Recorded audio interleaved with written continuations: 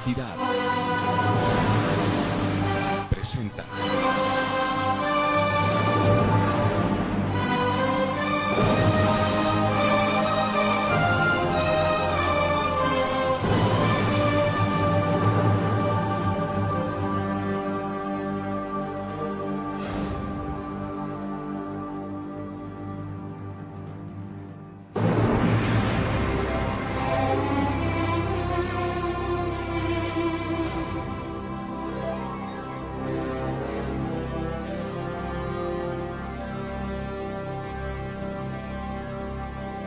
Misterios y Enigma. Muy buenas noches, amado Ecuador y el mundo entero. Bienvenidos a otro programa estelar de la televisión ecuatoriana, como es Misterios y Enigmas de la Biblia. Y hoy, para continuar un impactante y espectacular estudio profundo de la palabra de Dios, quiero dar las más de las cordiales bienvenidas a ustedes, por supuesto, por acompañarnos noche tras noche y domingo tras domingo, justamente al doctor David Diamond y también al doctor Yatensi Bonilla. Muy buenas noches, compañeros y guerreros de oración y de la palabra de Dios. Qué gusto, Arturo. ¿Cómo vas, che? ¿Qué de novedades? Muy bien, gracias al Señor. Muy contento de verlos. ¿Cómo van? Bien, bien. ¿Sin novedad? Contentísimo. Contentísimo. ¿Qué tal estuvo la semana para ustedes? ¿Por qué los veo medio apagados? ¿Qué hicieron? Los veo así como que están un poquito con falta de pasión. ¿Perdió No. el equipo favorito de ustedes o qué? No, cansado de algunos viajes ministeriales. Tú recientemente te fuiste a Uruguay, ¿no? No, Honduras. A Honduras, perdón, Honduras. Llegué hace un día y medio, un poco cansado. ¿Y cómo te fue allá? ¿Qué fuiste a hacer? Bueno, a predicar a una convención de la Iglesia de Dios en Centroamérica, o a dar una conferencia y también a promover algunos contenidos teológicos. Y llevaste tus bíblicos. libros también, los dos, la enciclopedia que estás escribiendo, pero Sí, los dos volúmenes sí, que ya sí. salieron. Sí, es que eso da mucha bendición De en verdad que sí, Centroamérica. espectacular. Muy bueno. ¿Y qué tal en Honduras? La sintonía que tenemos a través del programa es bastante interesante, ¿no? Bastante importante. Varios hermanos me felicitaron porque nos han visto en Honduras y en Guatemala, hasta en Costa Rica, no sé cómo, pero nos vieron en unos programas anteriores. Qué interesante. ¿Estuviste en Tegucigalpa o San Sí. Pedro Sula? No, en la ciudad capital. Ah, prontito estaremos por allá, por Tegucigalpa. Creo que en 2 meses me toca ir por allá a visitar a los hermanos en Honduras. Y a él también lo esperan, ¿no? Y acuérdense que ustedes pueden ver este programa retransmitido en vivo a través de www.historiadelfuturo.tv y también www.dileaunamigo.tv. Nos vamos a un pequeño corte comercial y hoy vamos a estar estudiando qué aporte y qué importancia tuvo el descubrimiento de los rollos del Mar Muerto en Qumran a la actualidad bíblica. ¿Hubieron contradicciones en las tradiciones? ¿Es la Biblia tan efectiva como se dice ser? Pues eso es lo que vamos a estar estudiando en este programa de Historias y Enigmas, así que le prometemos, por la bendición de nuestro Dios, que este programa será de gran bendición. Venimos enseguida.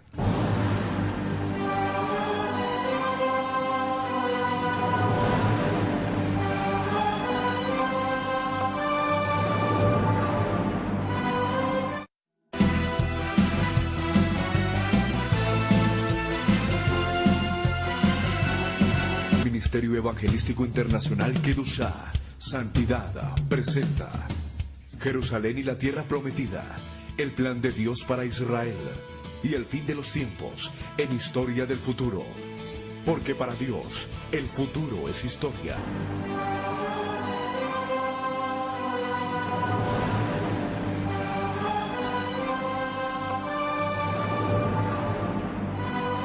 Gracias por continuar con nosotros en este su programa Misterios y Enigmas, que dicho sea de paso usted lo puede ver en www.historiadelfuturo.tv y también la otra dirección electrónica www.dileaunamigo.tv. Usted la puede ver y muy pronto estaremos haciendo programas en portugués para nuestros hermanos de Brasil y de Portugal.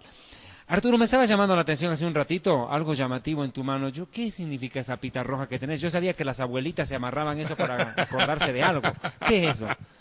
Me rayaron, me dijeron abuelita, pero está bien, mire que aquí les vamos a enseñar sobre el perdón, la tolerancia y la paciencia. El amor y la paz. El amor y la paz. Mire, esta pulserita me la regaló Hernán, y Hernán es un hermano que está aquí en la iglesia y él sirve también como conserje, y él lo hizo con tanto amor, y yo todo lo que me regalan lo que me regalan, pues yo justamente Se lo coloca. lo coloco y lo modelo.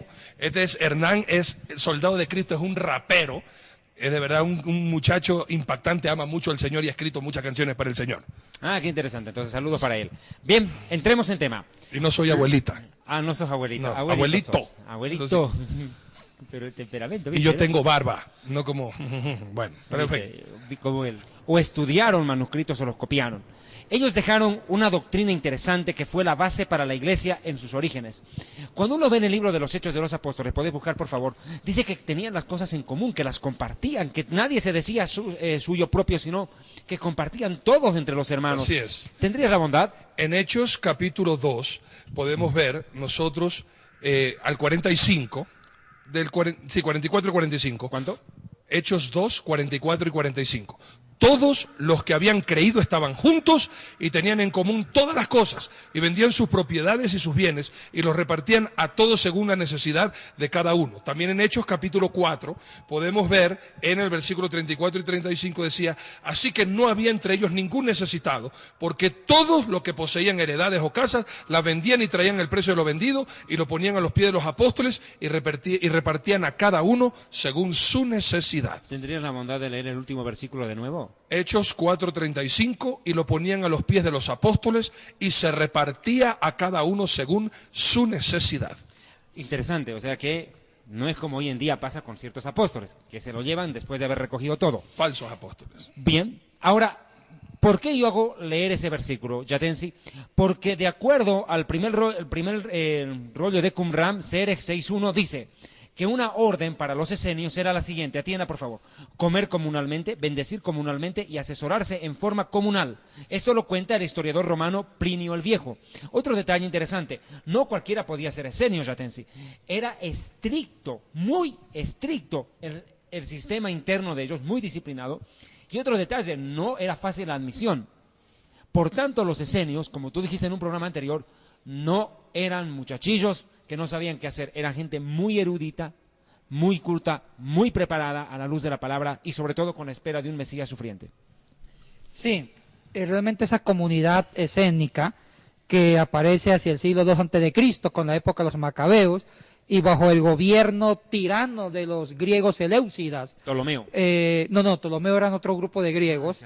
Estos eran otro grupo de griegos que era descendientes del general Seleuco, uno de los 4 generales Seleuco Nicanor, que quedaron gobernando una parte del imperio griego de Alejandro cuando murió Alejandro.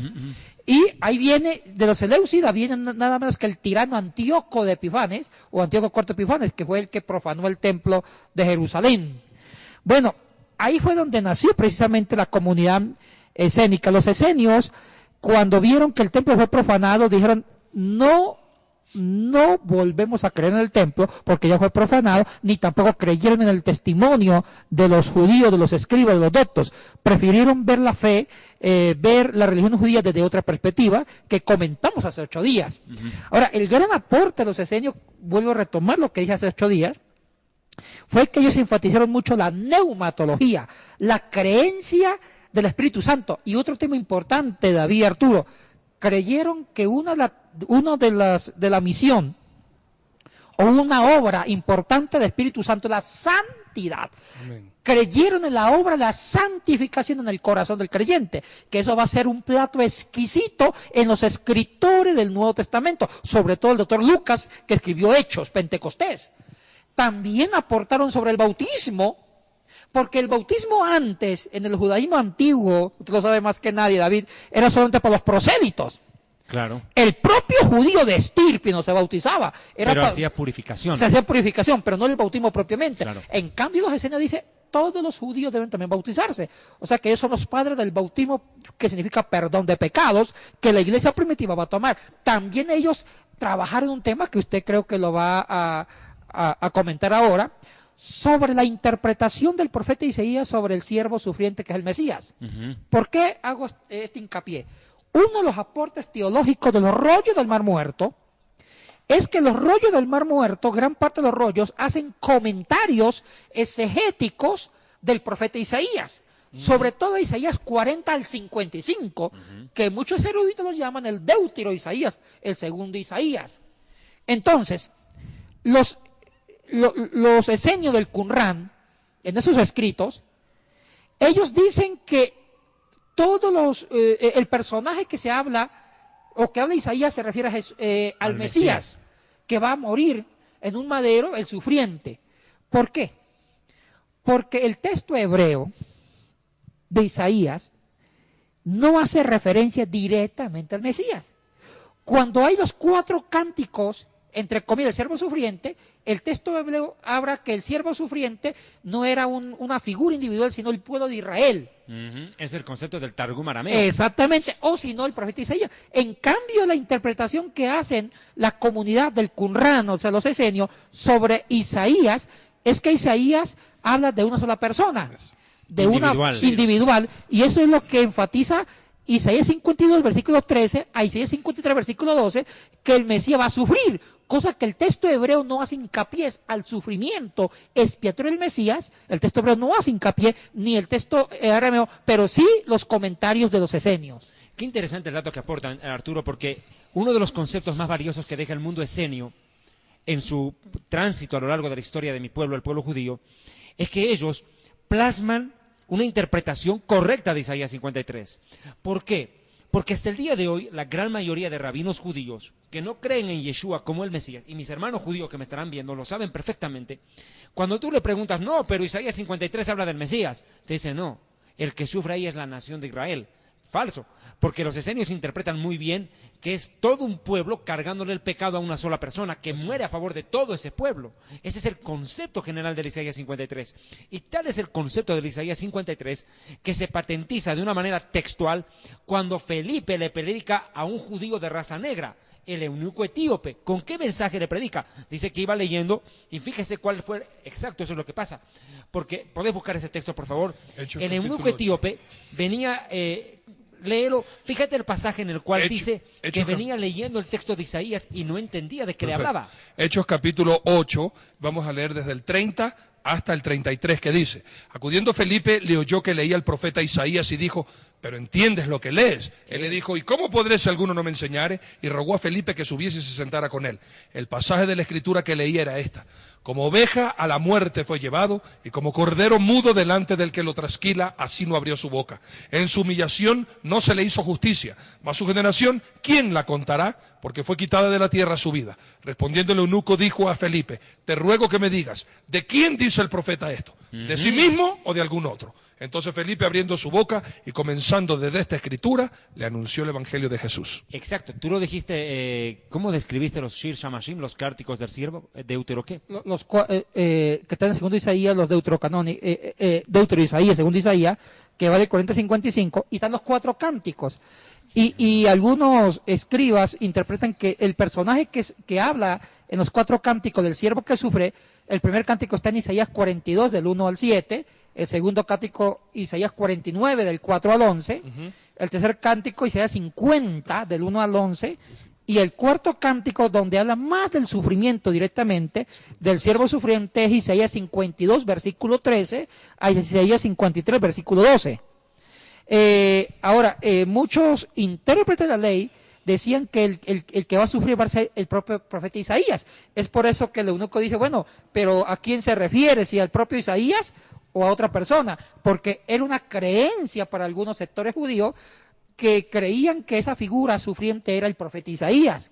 Y es por eso que una de las contribuciones más hermosas de los rollos del Mar Muerto es ayudar a entender que la figura que habla Isaías del que sufre no se refiere ni al pueblo de Israel, ni tampoco se refiere a Isaías, sino a otra figura que se relaciona con Jesucristo. Y otro detalle que quiero resaltar. Acordate que se creó un verdadero problema con la interpretación del Isaías 9:4, que habla aquí que la Virgen concebirá, no sé si es el Isaías 7:14, y niño nos es dado, príncipe de paz. ¿Podés leer ese versículo, Che? Con mucho gusto. Estamos hablando de Isaías capítulo 9. Sí. Ahí vamos. Acá está mi concordancia. Isaías capítulo 9, versículos 6 y 7, que dice, porque un niño nos es nacido, hijo nos es dado, y el principado sobre su hombro, y se llamará su nombre admirable, consejero, Dios fuerte, Padre eterno, príncipe de paz. Claro, ¿cuál fue el concepto que desarrollan los judíos en algún tiempo? Que ese pasaje se refería al rey Ezequías. un concepto equivocado. Inclusive el hijo de la Virgen sostenía que podía ser Ezequías. Se creó un verdadero problema. Lo que hacen los esenios es rescatar, escarbar en el Isaías los pasajes mesiánicos. Ese es el más grande aporte que nos dejó a todos los judíos y a toda la humanidad el grupo esenio. Rescata y ayuda a la interpretación de pasajes que uno decía, ¿de qué habla esto? Eran profecías, aclarando que Isaías existió 750 años antes que nazca Yeshua. Y él ya profetizó su vida, su muerte, su resurrección y su ascensión en gloria. Inclusive profetiza el regreso del Mesías, el milenio, el reino milenial del Mesías y el fin del mundo y la creación de cielos nuevos y tierra nueva. Otro detalle que quiero resaltar, a estos pasajes del Cántico del Siervo también se los llama el Evangelio de Isaías. Ese nombre también se le da, ¿verdad? Sí, sobre todo en el cuarto cántico, en el último, cuando Isaías habla de que el siervo va a tener una muerte violenta para espiarnos, para cargar con los pecados de toda una humanidad, de un pueblo. Por eso es que el Evangelio de Jesucristo se resume en su muerte expiatoria de redención y de salvación. Ahora, ¿cuál es el centro de Isaías 53? Como cordero fue llevado al matadero, pero ¿cuál es el significado del cordero para nosotros los judíos? Aclaremos que cordero era el sacrificio que tuvimos que presentar nosotros al salir de Egipto. Éxodo capítulo 12. Éxodo 12, un cordero por familia. Y si tú analizas, Juan, ¿qué resalta? Juan el Bautista, aquí el Cordero de Dios. O sea, él rescata la idea de un cordero hecho persona que redime a la nación de Israel. Los judíos en la Pascua sacrificábamos un cordero por familia. El judío ponía su corderito. Pero cuando el Mesías viene y cumple esta profecía de Isaías, y todas las que están en Isaías principalmente, ahora el Cordero ya no de Israel, es el Cordero de Dios. Ahí dice Dios, un momentito, esta Pascua va a ser diferente, muchachos, porque aquí yo pongo mi propio Cordero. Isaías 53. Quien derrama su sangre a favor del ser humano. Y haremos una serie de programas con Yatensi para tocar precisamente la importancia de la sangre del Mesías, el derramamiento de sangre sin el cual no hay remisión de pecados, y por qué la gracia es gracia y no se la puede vender, no se la puede comercializar, que es la expiación, la propiciación, y todos estos temas que se desprenden de una interpretación perfecta y correcta de un pasaje de Isaías 53. Pero hay algo que yo quiero resaltar. Tal vez alguien se quedará viendo y dirá, oye, qué clase, o sea, que los judíos no conocían lo que era el Espíritu Santo.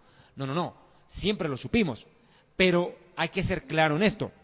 Se revela a través de Isaías y la explicación de los esenios más claramente la labor del Ruach HaKodesh, del Espíritu Santo. O sea, no es que el Espíritu Santo es descubierto en el judaísmo por lo que hubieran aportado los esenios. Eso creo era importante resaltar, Arturo. Algo importante también ahora, que de pronto usted, que ya ha estado desde el primer día hasta la actualidad con nosotros en Misterios y Enigmas, algo que usted de pronto ha estado pensando, bueno, y este grupo esenio, ¿cómo así obtuvieron y dejaron estas copias? Y Yatensi nos ha dicho que esas copias son las copias de las copias, de las copias de las copias, de la copia de la copia de los originales. ¿Cómo así este grupo, que usted sabe, no es como ahora, que todo el mundo puede ir a la librería cristiana y conseguir una Biblia? ¿Cómo así, Yatensi, este grupo tenía escrituras y copias originales escritas en hebreo? ¿Cómo así ellos tenían para que hayan dejado las copias que después nosotros en el 46 descubrimos, que son los rollos del Mar Muerto? ¿Y qué importancia tuvo ese descubrimiento y qué pudimos encontrar justamente en esas copias a las traducciones actuales? Bueno, estas copias han sido, o estos manuscritos que se encontraron en el 47, han sido sometidos a profundas investigaciones para determinar la edad o en qué siglo, en qué año fueron escritas. Uh-huh. Ahora, hay una cosa que sí es cierto, se escribieron durante varias décadas y siglos. No, estos manuscritos no fueron escritos en un solo año, década o siglo, sino en varios siglos. Uh-huh. ¿Por qué? Porque aquí hay una tradición, es lo que también se le conoce con el nombre de tradición escénica. ¿Qué significa tradición?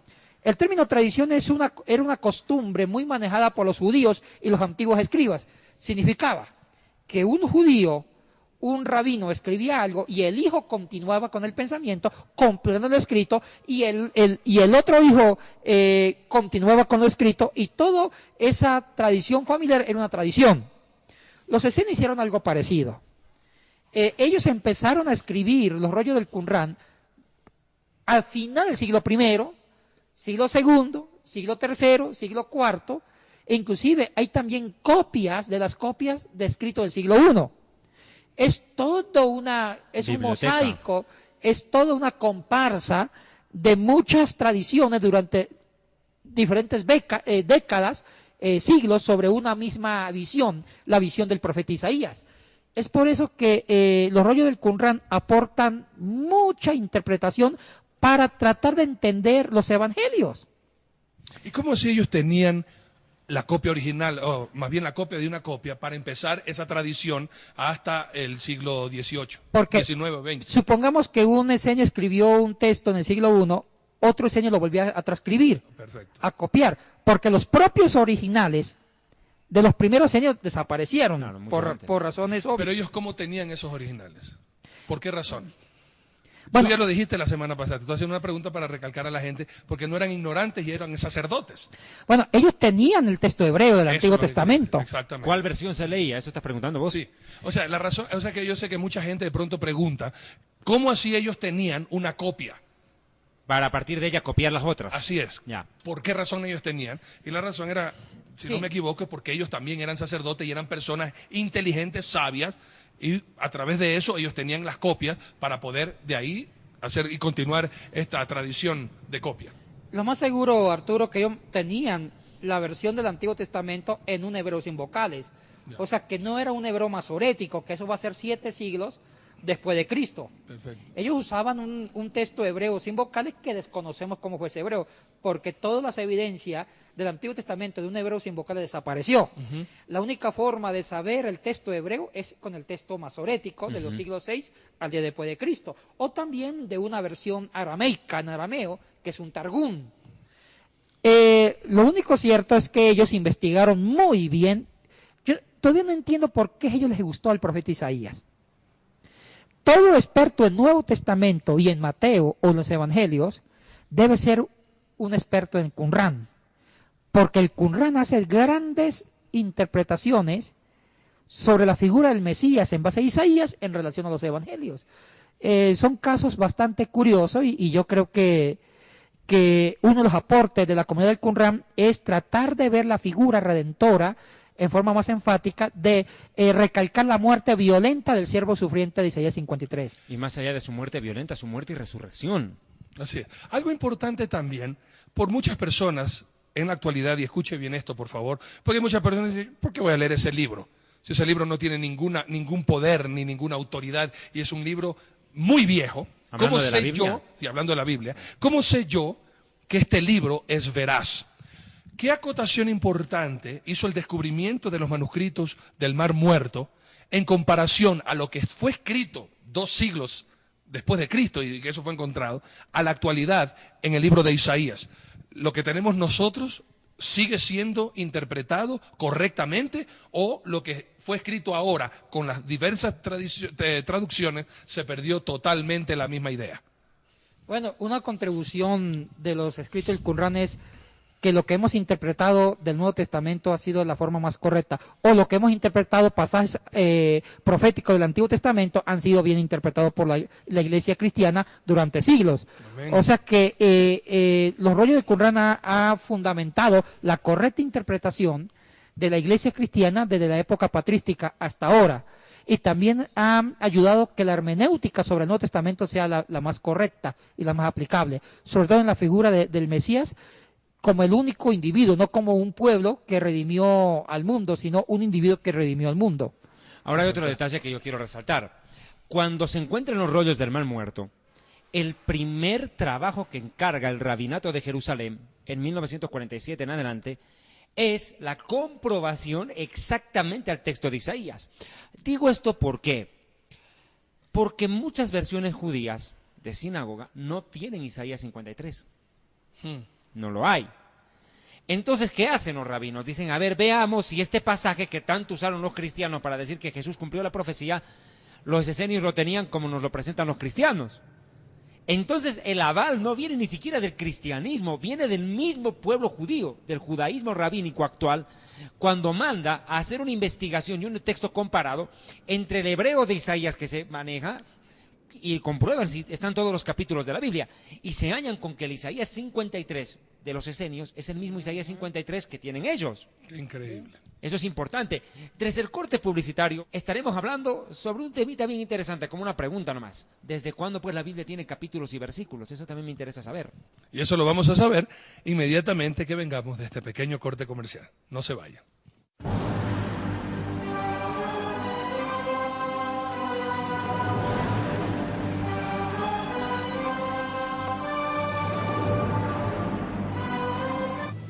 En 1947, en los altos acantilados desde los que se domina el Mar Muerto, el mayor descubrimiento de manuscritos de la historia electrizó al mundo. Los manuscritos del Mar Muerto se escribieron en la época del nacimiento del cristianismo. Los eruditos casi no se podían creer su buena fortuna. Esperaban que finalmente pudiera haber pruebas del histórico Jesús. Más de 50 años, la búsqueda de ese vínculo ha sido difícil. Hoy hay nuevos ojos mirando los antiguos pergaminos, impulsados por seductoras pistas que están dando forma a nuevas interpretaciones de los manuscritos. Algunos hablan de una relación directa con el cristianismo. Empleando herramientas ideadas para los forenses modernos, los investigadores siguen pistas hacia nuevas cuevas en las que pueda haber más manuscritos. Otros eruditos vuelven a investigar los manuscritos utilizando el ordenador y rayos infrarrojos para descubrir palabras que antes eran invisibles. ¿Pueden los manuscritos del Mar Muerto revelar aún los secretos de la cristiandad? Estamos más cerca que nunca de averiguarlo. A 395 metros bajo el nivel del mar, las orillas del Mar Muerto son el lugar de menor altitud de la Tierra. Es espectacular debido a los acantilados que se alzan poco después. Fue aquí donde se encontraron los manuscritos del Mar Muerto, en 11 cuevas salpicadas por el interior de los acantilados, todas dentro de una distancia de 3 kilómetros. Esta es la cuarta cueva descubierta y ha llegado una expedición dirigida por este hombre, Robert Eisenman, un erudito hebreo de la Universidad Estatal de Long Beach. Van a utilizar el último modelo de radar de penetración del suelo para buscar cuevas que se pudieron haber pasado por alto. El potencial es tremendo, por decirlo así, cultural e históricamente. Si logramos encontrar una cueva que fue hecha manualmente, si tenían un exceso de manuscritos o de documentos, habrían hecho una segunda cueva o una tercera. Y tal vez no podamos ver la entrada. El potencial es inimaginable. Es típico de lo que inspiran los manuscritos, la simple idea de descubrir nuevos manuscritos que puedan proporcionar nuevas pistas. Ha sido así desde el primer descubrimiento. Es uno de los lugares más áridos de la Tierra, yermo excepto por su historia. Este es el desierto mencionado en los Evangelios por el que Jesús caminó, donde Juan el Bautista habló de una voz en el desierto, donde los pastores siguen buscando cualquier atisbo de verde hierba entre las rocas. En 1947, un beduino arrojó una piedra en esta cueva, ahora llamada Cueva número 1. Sonó como si la piedra hubiese impactado con cerámica, con algo artificial. En su interior, el beduino encontró 10 tarros. En uno de ellos había varios fardos cuidadosamente envueltos en lino. Al regresar al campamento, desenvolvió una larga tira de piel en la que había unos extraños escritos. Los beduinos sabían que su hallazgo era antiguo, pero no sabían cuál era su antigüedad. Siempre atentos a cualquier antigüedad que puedan encontrar en el desierto de Judea, intentaron vender su hallazgo a un tratante en Belén y luego en Jerusalén. No fue difícil encontrar a uno en el mercado de la vieja ciudad. En un bazar se puede encontrar de todo. El primer tratante se llamaba Kenda y no sabía lo que tenía. A los beduinos les pagó $100 por sus molestias y para que siguieran trayendo más. ¿Quién iba a imaginarse que estos sucios bultos hechos jirones representaban el mayor hallazgo de manuscritos de la historia y permitían atisbar las mentes de los judíos que hace 2000 años luchaban con las ideas religiosas del hervidero que suponían estas calles de Jerusalén? El descubrimiento de 1947 fue fácil comparado a los 50 años de lucha para descubrir qué era lo que significaban. En la cara del acantilado las lecturas son interesantes. Su objetivo es una zona adyacente a la Cueva 4, donde se encontró la mayor parte de los documentos. Lo interesante es que estamos filmando en la cara del acantilado. Esto podría ser un hueco, aunque no es la señal más clara que he visto de un hueco. La pequeña caja naranja envía rayos de radar a la mezcla de grava, lodo y arcilla para crear una imagen computarizada de lo que hay en el interior. La interpretación lo es todo, excepto conseguir una buena imagen. Para eso hace falta arrojo y maña. Vimos una enorme zona vacía en uno de los 3 salientes contiguos a la Cueva 4.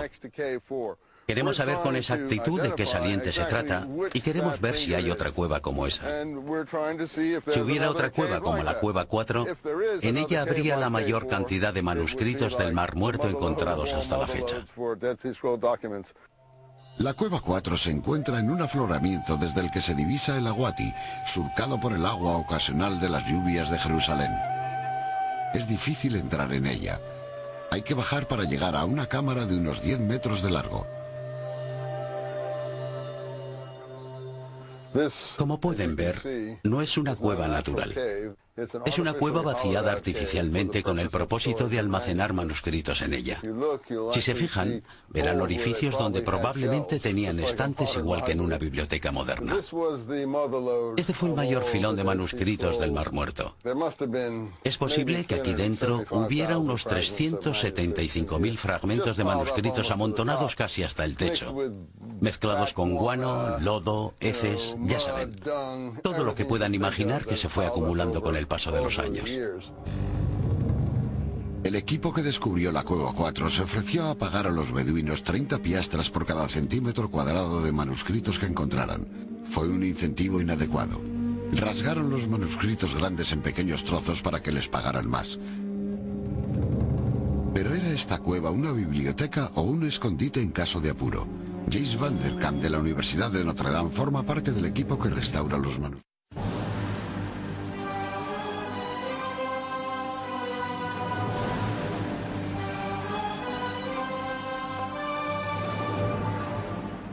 Gracias, amigos televidentes, por seguir en este programa Misterios y Enigmas, que usted lo puede ver, lo repito una vez más, a través de www.historiadelfuturo.tv y www.diruunamigo.tv. A su vez, usted puede escribirnos al correo que aparece en pantalla de misteriosenigmas@yahoo.com. Amigos televidentes, decíamos en el bloque anterior que los esenios aportaron bastante a la historia. Lo habíamos dicho en un programa anterior. Juan el Bautista muy probablemente fue esenio. Es más, un gran alto porcentaje. Podemos afirmar que Juan el Bautista surge de en medio de los esenios. Pero los esenios no solamente desarrollan el concepto de un Mesías sufriente, yatense. Los escritos esenios hablan mucho sobre la creación. Ellos hacen un análisis tan profundo, no solo de Isaías, sino del Génesis, del Bereshit, del principio. Pero quiero hacerte una pregunta antes de entrar en tema. Y escuche muy bien, amigo televidente. Yatense, ¿dónde uno puede encontrar hoy libros que hablen sobre lo que escribieron, traducciones, porque obviamente ellos no escribían en español, los esenios no escribieron en español? ¿Qué idioma usaron para escribir? Bueno, ellos manejaban la tradición del hebreo antiguo y también manejaban el arameo y sabían griego. Eran políglotas, sabían varias lenguas y también manejaban la lengua copta. Que es de Egipto. De Egipto, o sea, porque los esenios también vivieron en muchos lugares, no solamente en el Qumran. Habían esenios que vivieron en Egipto, en la antigua Babilonia. Fue una comunidad que también estuvo en la diáspora, radicándose en otros territorios lejanos de Jerusalén para vivir una comunidad muy, ¿cómo se dice?, entregada como estilos los monjes actuales de la edad antigua, entregado a una vida de consagración a Dios. Quiero hacer una aclaración. Usted escuchó ¿qué dijo Yatense? ¿Qué? Diáspora. Los judíos lo llamamos galiut, es el exilio, es decir, que nos llevaron forzadamente a vivir a tierras que no son las nuestras, o sea, nos obligaron a vivir en países que no son los nuestros. Eso es la diáspora. Yatense, yo tengo una preguntita acá. ¿Uno puede encontrar ese material? Sí.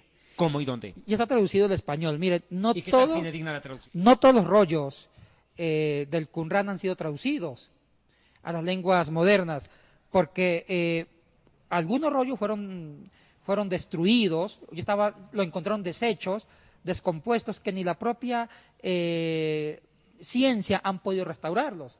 Y es más, otros que han estado bastante buenos tampoco se han entendido la caligrafía, porque esos rollos no fueron escritos en máquina de escribir, no se escribieron en computadora, en un mismo programa, con letra derecha, fueron manuscritos hechos a mano. ¿En papiro? En papiro, y muchos de ellos ya son letras ilegibles.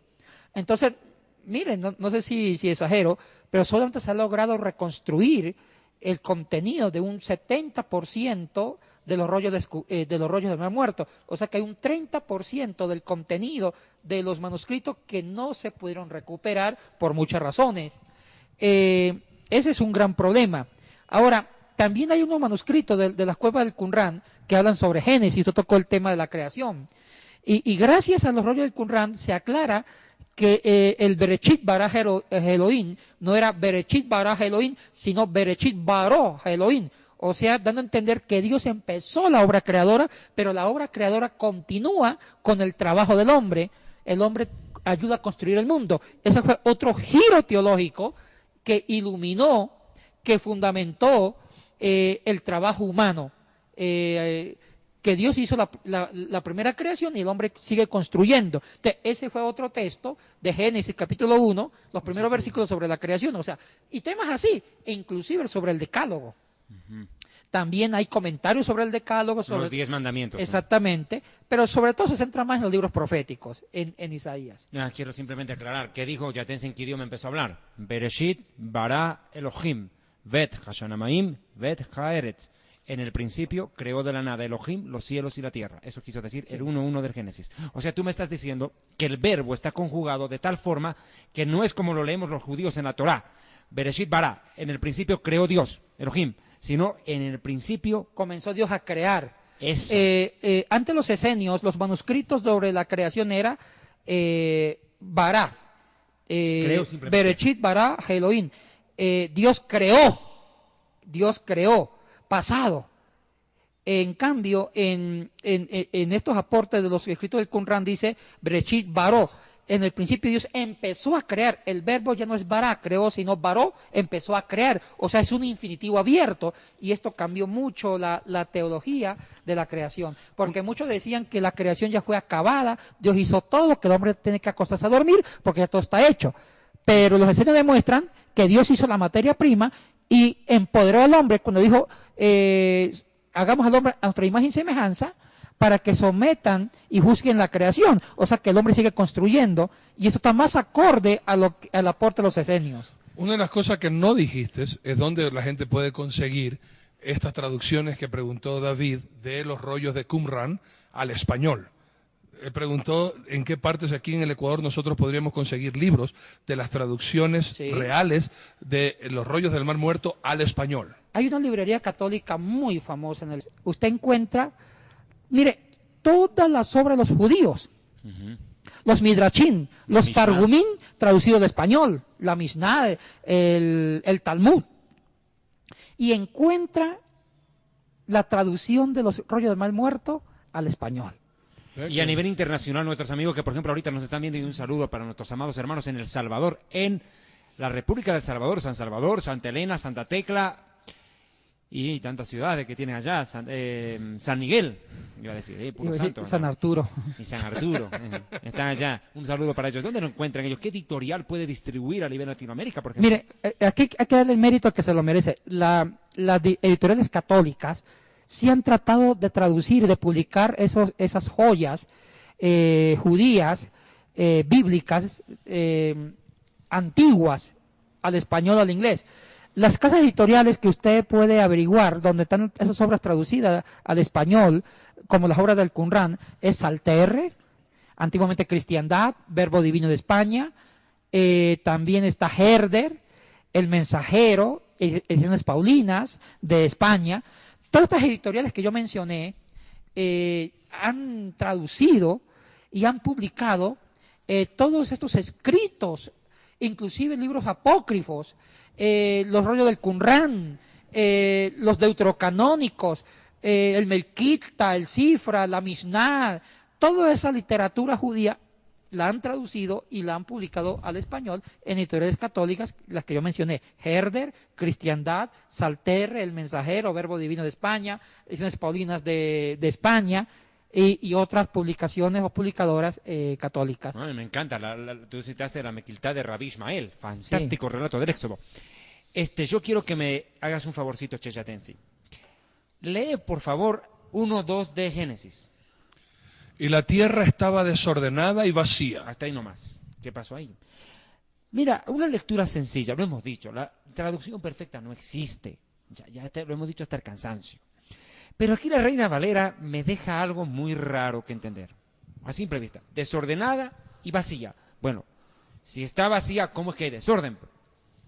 En el hebreo se utilizan dos verbos. Tohu, babohu. Tohu, caos y anarquía total. El bohu, que significa que queda desolado, no tanto vacío en el sentido que no hay nada, sino que no hay habitante. ¿Cómo puede explicar, y cómo explicaron los esenios? Y te digo esto, Yatensi, porque yo he escuchado una doctrina, no sé si ustedes la oyeron antes, me imagino que sí, que te dicen que entre el verso 1 del Génesis, 1:1, y el 1:2, el diablo se cayó y provocó un desbarajuste que destruyó todo, cuando recién los ángeles son creados, creo en el día tercero. Entonces, ¿qué fue lo que pasó? Porque esa doctrina, por cierto, es falsa. El diablo cayó, pero no entre esos versículos. ¿Cómo ellos interpretan el Tohu Babohu del Bereshit 1:2, del Génesis 1:2? Ahora, muy buena pregunta, es una pregunta genial y gracias por hacerla. Yo no quiero culpar las traducciones, pero aquí no hay cómo defenderlas. La Valera, ¿no? El gran culpable, digo con mucho respeto porque estimo a este gran traductor, es San Jerónimo, el indómito de Belén, que tradujo las escrituras del hebreo griego a latín hacia el siglo V.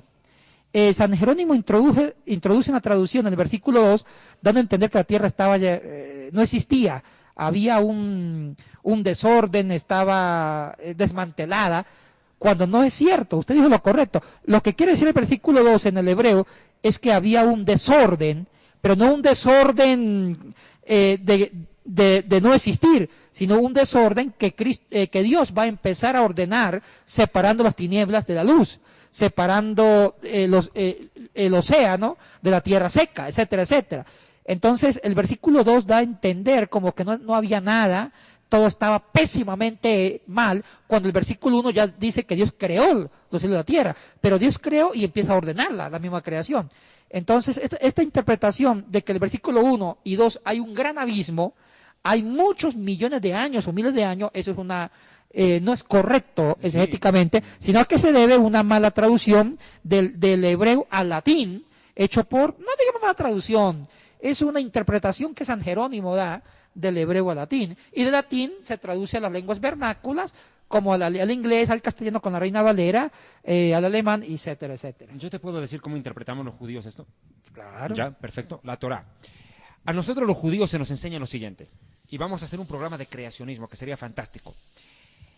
La Biblia no comienza en el verso 1 del Génesis 1, sino en el verso 2. El verso 1 se nos enseña en la sinagoga, solo es el título, es la presentación. Y comienza con la palabra Bereshit, en el principio. Por eso en el judaísmo, el primer libro de la Biblia no se llama Génesis, se llama Bereshit, que significa en el principio. Ok, ahora atiéndame bien, y esto me parece importante, Arturo Yatensi. En el principio Dios creó los cielos y la tierra, hace la presentación de quién es Dios. Cuando se traduce la Septuaginta, Yatensi, al griego, colocan Dios en el principio creó, o sea, colocan Dios como primera palabra, pero eso no es en el original. ¿Por qué se produce esto? Según el judaísmo nos enseñan esto. A los judíos no nos interesa saber quién ha creado el universo, no nos interesa, porque ya lo sabemos, es Elohim, bendito Dios. A los judíos lo que nos interesa saber es cuándo. Por eso comienza la Biblia respondiendo a la pregunta ¿cuándo creó Dios los cielos y la tierra? Sino ¿quién? Y no la pregunta ¿quién creó? Por tanto, la Biblia comienza en el principio. Ahí se crea el tiempo, el movimiento, la materia y el espacio. ¿Ok? Y en el verso 2 arranca recién la Biblia como tal. En el verso 1 presenta al autor, que es Dios, el tiempo en el principio y la cosa creada por su poder. El cielo y la tierra. Punto. Pare de contar. Es como agarrar, Miguel de Cervantes Saavedra. Libro El Quijote de la Mancha, Barcelona, España, 1700 tanto. Listo. Pero aquí no habla nada en la tapa, no habla de la Dulcinea, no habla de Rocinante, no habla de nada. Eso recién comienza en el texto. Ahora, ¿qué ocurre en el verso 2? Tohu Wabohu empieza en el caos y luego se va formando, pero no había habitantes. Es un estudio muy profundo que lo haremos en su momento. Pero Yatensi, otro detalle que me parece importante del aporte del mundo esenio, y Arturo creo que vas a complementar en esto, es que los esenios fundamentaron, tú ya lo dijiste, todo lo que tiene que ver el pilar del Nuevo Testamento, pero hay algo más que quisiera plasmar. Permíteme un poquito ordenar algo de idea, Arturo, si quieres complementar. Sí, justamente es importante ahora, y mientras estabas hablando los dos, vino de pronto a mi cabeza un pensamiento, y hay que también puntualizar para no dejar cabos sueltos. Tú decías, los dos decían, que en el principio creó Dios el cielo y la tierra. Los cielos y la tierra, pero que también después la ordenó. ¿Podría caber la idea de la evolución dentro de la tierra? Que ese Big Bang que ellos no pueden explicar, de que se crea el desorden, podría caberse y cristianizar una idea mundana de que la evolución viene y que primero Dios hace ese Big Bang y después comienza a organizar todas las cosas, para dejar bien claro y no dejar cabos sueltos, porque alguien podría pensar, o sea que en el principio creó Dios y después se comenzó a organizar. Quiere decir que de pronto Dios tuvo que venir a organizar algo que Él de pronto no permitió que existiera, y existió a través de una explosión, como es la teoría de la evolución, y comenzamos a cristianizar una idea mundana, filosófica dentro de la Biblia, de Yatensi. No, nada. La evolución que presenta inclusive Charles Darwin es desde el punto de vista de la biología, que las células internamente van evolucionando, que los seres que tenían una célula evolucionaron, tuvieron más células unicelulares, y van creciendo, se van desarrollando, se van multiplicando. O sea, la evolución se ha desarrollado más desde el punto de vista de la biología. En la creación de las especies evolucionaron. Claro. Pero aquí no se está hablando de la evolución de las especies, sino que el mismo Dios ordena, que es diferente a una evolución. O sea, no se aplica. Y esto es muy importante para los estudiantes. Y estoy seguro que alguna mamita y papito tienen que haberle dicho, ve, escucha bien esto. Y esto es importante recalcar. Mientras que la evolución enseña que automáticamente y autosuficientemente la naturaleza se evoluciona, y que eso de verdad de una célula se comienza a hacer una multiforme creación, es más fácil tener fe en lo que Dios ha dicho que en lo que el hombre ha creado con su mentalidad, ¿verdad, Yatensi y David? Sí. Claro, y hay que entender una cosa, que dentro de la ciencia, para que una teoría sea aceptada como valedera, se tiene que repetir el mismo fenómeno más de una vez, y ellos no pueden demostrarlo porque ni siquiera lo pueden repetir. Entonces eso queda comprobado, que la creación la empezó Dios y la continúa haciendo el hombre por revelación, inteligencia y sabiduría que Dios proporciona a la humanidad, Yatensi y David. Sí, señor. Yo tengo una pregunta, Yatensi, que me han hecho en algún momento. Los esenios aportan bastante, ¿ok? Se va formando el Nuevo Testamento, pero quiero retroceder un poquitito, ya acordé la pregunta que te quería hacer. Yatensi, ¿desde cuándo la Biblia tiene capítulos, versículos? ¿Quién separa capítulos de capítulos, agrupa por versículos? No tanto sería eso, digamos, ya la misma gramática nos obliga a puntuar, pero ¿quién separa versículos? Porque la Biblia, tú lo dijiste en los primeros programas, era de corrido. ¿Qué pasó? ¿Cómo surge eso? Justo yo escribí un libro sobre eso, que se llama Descubriendo el Misterio del Texto Bíblico, y ahí hablo con nombre y apellido, narrando el proceso histórico de cómo se separaron en capítulos, pero no sé cómo estamos de tiempo, porque podía ser esto un motivo de un programa aparte. No sé cómo estamos Sería de tiempo. hermoso justamente para criticar ese libro. No dar un concepto a medias. A medias, sino trabajar el próximo programa. Entonces, aprovechemos con una cosita, rapidito. Los judíos tenemos un punto bien interesante. Se habla mucho de la cábala judía, el misticismo judío. Los esenios y la cábala. ¿Qué pasó? ¿Por qué se lo relaciona tanto? Bueno, ¿qué tiene que ver qué es la cábala y todo eso? Mire, en la cábala hay muchas interpretaciones. Algunos interpretan la cábala en base a la numerología, porque los judíos a un número, a una letra le daban un número, y sobre el número había una interpretación. Sí, señor. La hay. Entonces muchos relacionaron la cábala judía con la numerología o la parte esotérica de los números. Para mí no tiene nada que ver eso. La cábala es descubrir códigos secretos mensajes, contenidos proféticos en ciertas frases, letras, y hacer las interpretaciones. Eso es probablemente la cábala. Claro que también usan mucho la numerología, porque entendamos que en las lenguas antiguas no había los números 1, 2, 3. Los números eran las mismas letras. Así es. Una letra tenía un valor. La B chica en latín es 5. Los que aportaron con separar las letras con los números fueron los árabes. Por eso se llama numeración arábica. Entonces, la cábala se fundamenta en descubrir verdades, profecías, contenidos en frases del hebreo y hacen la interpretación. También usan un poco la numerología, pero no esencialmente. Entonces, eso es la cábala y se ha construido toda una escuela donde sirvió para muchas personas hablar del código secreto de la Biblia. Eso. Cosas que yo Tú no... hablaste de eso en un programa tuyo en Historia de Futuro, excelente es reportaje. Es un tema en el video. cual tal vez discrepamos, porque para el pueblo judío sirvió, pero dime, ¿los esenios tenían relación con la cábala? Esa es la pregunta. No. Los esenios no trabajaron la cábala. La cábala son otros judíos que las escrituras, ni la historia, miren, ni los mismos tanaítas que eran eruditos aceptan esto. La cábala se fue formando en otros ambientes judaicos, no académicamente serios, sino eran los judíos más, entre paréntesis, espirituales, los más místicos. Pero la propia erudición judía no creían propiamente una cábala así. Y muchos dicen que sí, pero no es correcto esto. Ellos creían más en la aplicabilidad de las escrituras, en la interpretación de la escritura independiente a la cábala o al código secreto. Y de eso vamos a tener que hablar despacito porque hay muchas interrogantes y queremos ir despacio para que todos entendamos. Nos vamos a un pequeño corte y regresamos para dar el resumen final de este espectacular programa Misterios y Enigmas de la Biblia.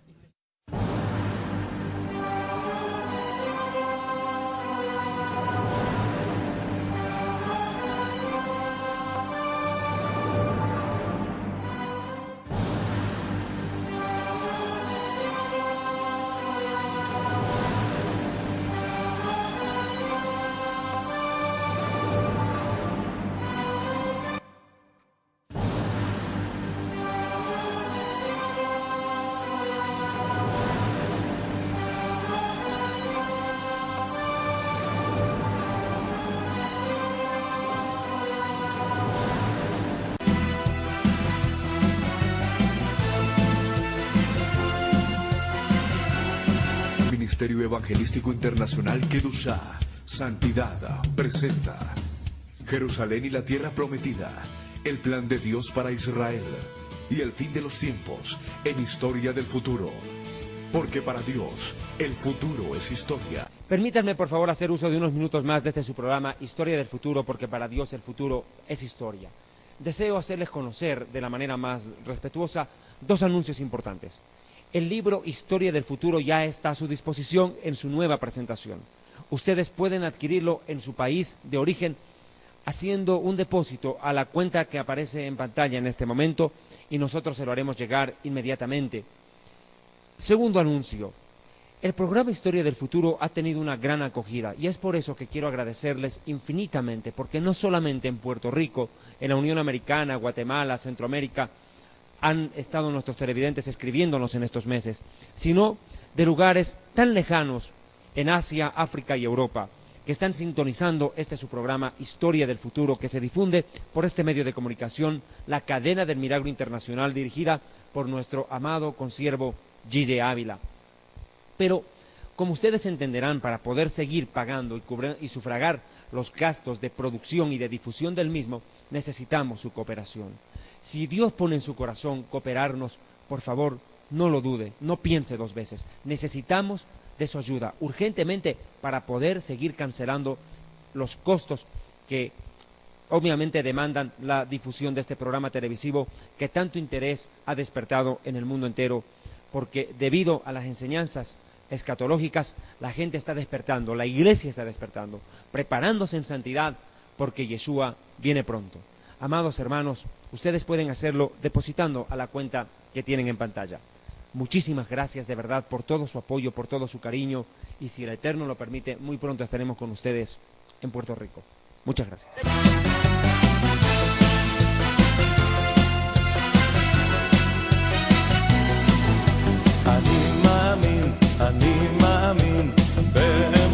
ולמען בביאת המשיח אני מאמין, אני מאמין, אני מאמין